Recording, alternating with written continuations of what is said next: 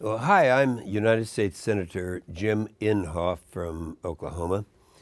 Monday, April 18th is tax day, the day when individual income tax filings are due.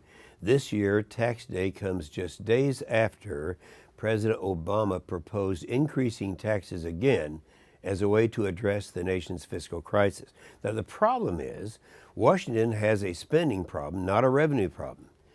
The tired talking point used by the liberal left and again by President Obama in his recent speech is that the nation needs to pay more taxes. The fact is, President Obama and the congressional Democrats that were with him have increased discretionary spending by 25% in just the last 2 years.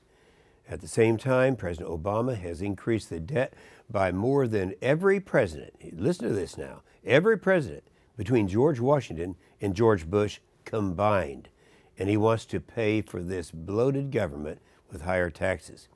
Now, last year, he created a fiscal commission to solve our debt problems, and they recommended increasing taxes by $1 trillion over the next 10 years. And just last week, he recommended creating another commission with the same goal to increase taxes by $1 trillion over the next decade. Now, we don't need to raise taxes. If we do, our economy will suffer and our deficits won't go away. The only way to balance the budget is to cut spending. And unfortunately, the president is only interested in cutting spending on our national defense, which isn't an option with 3 wars going on.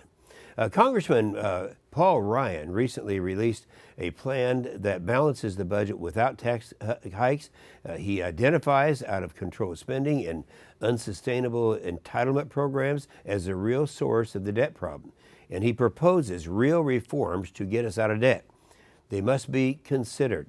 The president, on the other hand, has proposed only to strengthen entitlements by introducing fake reforms to Medicare and Medicaid that build on the disastrous failure of Obamacare.